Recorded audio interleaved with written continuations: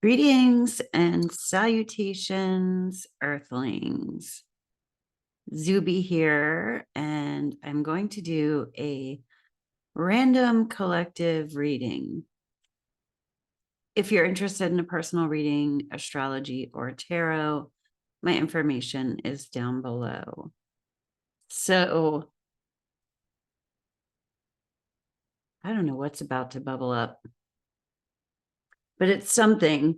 I was trying to prepare for it prior to hitting record, but they were like, just start. And it has something to do with authenticity and being real. So one of the things that I have been turning over in my head a little bit is like, I shit rainbows on Facebook. Sometimes I shit rainbows here. Every once in a while, I'm like, am I being disingenuous? Because like my heart is broken right now, like just shattered. But I have my people, both invisible and not invisible. And I have a lot of tools in my toolkit to work on that. And it doesn't really serve a purpose to come on here and show you, like, exploit the brokenness of it. That's the word that just popped into my head. But there's also like some of the skills that I learned when I went to rehab were one of the classic signs of alcoholism or any kind of addiction or anything like that is all or nothing, like black and white thinking. And, it's like you wake up and stub your toe and the rest of your day is ruined. I learned that there can be things in our life that make us unhappy, but we can also find joy. We can also find things that make us happy. And I started really small with that. And I don't even know, I do not have a therapy license or anything, but I remember this one day in when I was living in a sober living with not 8 or 9 other women. And we were talking about getting our nails done. I started getting my nails done after I got sober. And one of the things that I love about it is I can always look at my hands and I'm like, okay, I don't need to be like dressed to the nines or ready to take on the world, but my nails look nice. Like, it, to me, somebody called it a DBT skill, like a dialectical behavioral therapy is what that is. But where you're like, I can look presentable and be having a shitty day. It's something to utilize so that things don't just spiral down into this pit of despair, right? And so maybe there's something here about not spiraling into a pit of despair that we're looking at. Like, I can even have, on the one hand, a totally broken heart, but it's super open. It's a wide open heart, prepared to love on others. Like, it's not bleeding all over everybody, because we don't want to do that. And I'm, I'm not covering it up. I'm not hiding it. I'm not sharing it. I can talk about it, but I feel like this is different. This is using that information to share with others. Like, I'm still okay. I'm okay. I can be okay going through a little heartbreak, right? And then we're just going to get through it and be more okay later after learning a lesson. I don't know, that there we go. That's what was on my heart to share. Let's pull some cards and see what we get in the reading.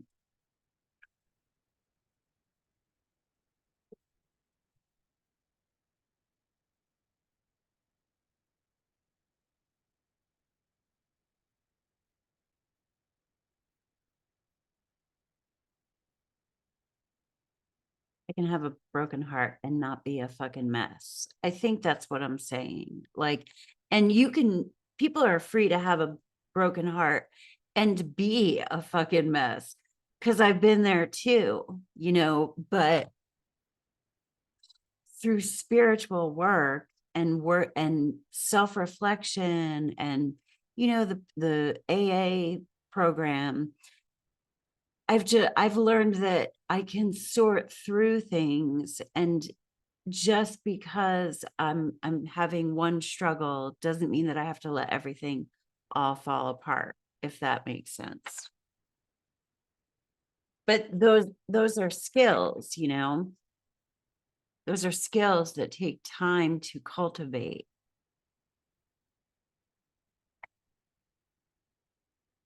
And a really good sense of humor. That's an absolute must. Okay. So what do we got? What do we have going on?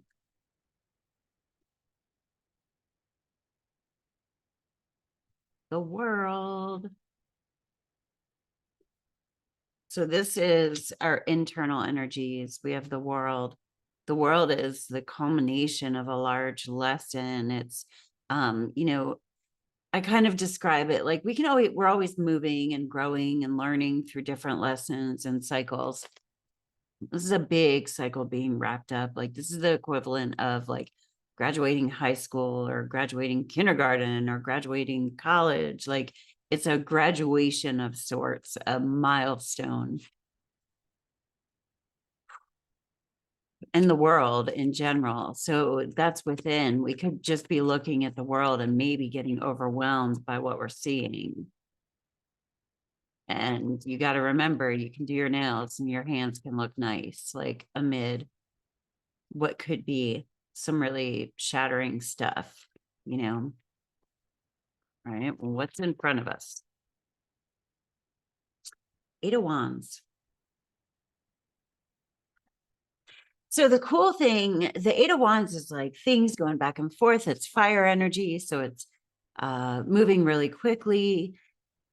In this deck, the Eight of Wands looks different than it does. Like he's almost like he's dodging the wands.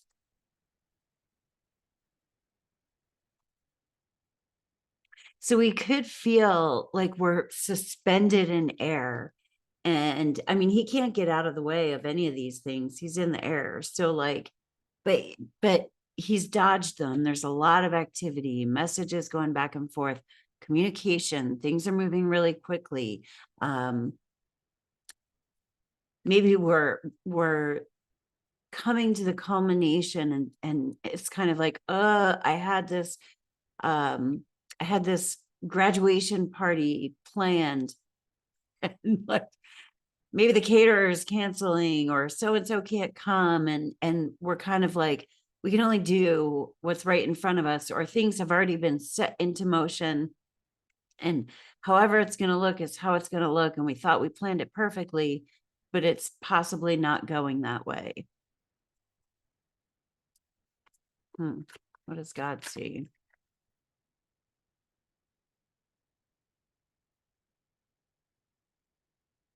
The Hanged Man. So in the Hanged Man, he is hanging upside down on a tree, right? The Hanged Man is a card of enlightenment, solitude, looking at things from another perspective. When he was initially upside down, it might have been really uncomfortable, like the blood is rushing to his head. It's maybe he was fighting being upside down, but in this card, he's in repose, like he's surrendered to it. He's surrendered. And I'm thinking of that in relation to what I was just saying about heartbreak. Like maybe surrender to how it is that you feel. Just fucking feel it. Like in not wanting to feel a certain way, we're just procrastinating it, and we need to have the feelings. Like, and we don't want to dwell in them. We don't want to become them. They're just passing through us. Like I can cry about my heartbreak, and then it's like, okay, then it's done. But it's not, I'm not sitting there going, I'm manifesting a better life. I don't have a broken heart. Blah, blah, blah, blah, blah, blah, blah. Like what a lot of people in the spiritual community, spiritual bypassing, sometimes that's what we do. Just fucking feel it and let it pass through. Be sad, be angry, be whatever. But no, I don't even want to say be that. Like let the anger go through. Ideally, when it pops up, but I do save the dates for tears, right? Because sometimes it's just not a good time to be crying. And I'll be like, oh yeah, I feel you. We're going to do this later. And I check back in with it. And usually I can bring it back up and I just cry through it. And I don't ruminate on what the tears are unless words are bubbling up about it. But I'm not like, what is this? Let me obsess over what it is that I'm crying about. Or it can be anger too.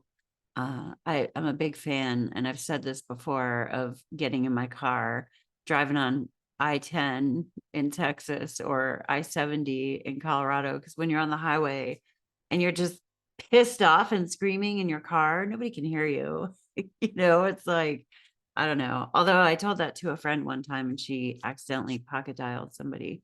And the person that she pocket dialed was really worried about her. So be mindful that you don't pocket dial anyone while you're screaming in your car. And then it's funny, I've had really, really crazy things happen after a scream fest. Like a song that's super pertinent to what, I was just screaming about will come on, and spirit will move in. They'll be like, thank fucking God you moved that shit. We needed you to move it. It's cool to pray and to be positive. Like this is where this is where that kind of sharing with you that I am heartbroken. This is where I do not intend to come across with toxic positivity, right? That's toxic when we're like, nope, not going to feel it. I'm going to stuff down negative feelings of anger or whatever. I'm going to suppress them. So then they're stuck in your body. They're just passengers, emotions. I didn't coin this, but it's like energy in motion. We have feelings that just want to pass through and move through us. The great goddess, transcendence, divinity, Shakti. Oh, all right, I'm going to cover up her titties. There we go, because I don't want to get, but look, she's got an open heart. I was talking about that. The great goddess. That's, I'm really annoyed because I can't find the box and the book for this deck, but what I'm getting from it, and there's like this small person kind of falling down to earth. It's like getting through the heart, energy in motion. The emotions are just they're meant to just move through us. They're not supposed to take up residence.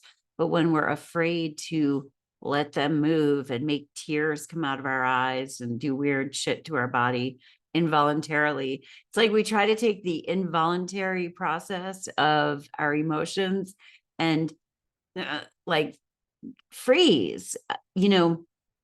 Gabor Mate, who I've talked about before, tells this story like when a rabbit is being chased by a wild animal. After the chase is over, when it survives, it'll shake for like a full 5 minutes and then it just stops. And it isn't afraid to go in the pasture again. It doesn't stop living its life. It doesn't say, oh my God, I was almost like eaten by that fox. Like it doesn't go to a therapist and worry about shit because it didn't try to trap its fear in its body and save it for later. You know, the adrenaline rushes and it runs and it escapes. And then there's like nervous energy that needs to be released after that. And it just lets it happen for 5 minutes or however long it needs to shake out. And then it's done. But for us, we have like a difficult conversation and our body goes, and like holds it, or we're like, and we're afraid. Well, we're not afraid for our lives. Like we're afraid for our feelings to be hurt and released. Anyway, it's a weird reading. Let's do some of these guys, but the great goddess, what I'm really getting for that is that this is trusting. This is the mother, like mourning, the woman mourning. I'm thinking of, where in some tribes and cultures, it's customary for them to have mourners that go to funerals just to like scream and cry and do all of that. That's kind of what this is going to be raw. Like it's like we have emotions from the depths of our soul. The more that we're ascending, the more heaviness that needs to be released. And we might not even know what it's about. But it's important to let that go, to open your heart. That's, that whatever. The cracks are where the light gets in, or whatever Rumi said. Dive. You don't find pearls on the seashore. Yeah, we're going deep. Going deep. Deep, deep, deep. Let me look.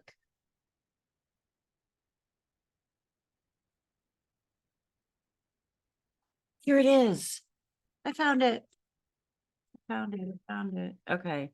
Number 32. Let me just look and there. It opened right up to it. I am empowered and awakened by the great goddess within. Wow.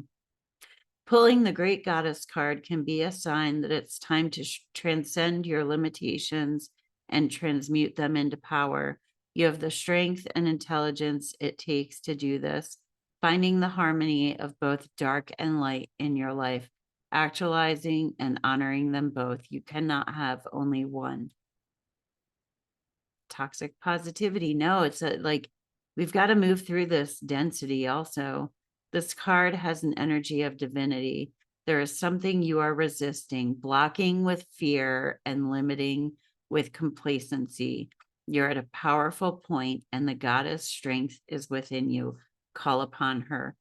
The goddess has revelations to share with you. Connect with her by acknowledging both the light and dark in you and your life. You could not be whole without them. Your shadow self has much to teach you. Both are necessary for your evolution. Honor them for a moment with spiritual practices or journaling. Amazing, amazing, amazing. Okay, let me pull one of these cards. And then I'm going to get a couple of advice cards from the tarot.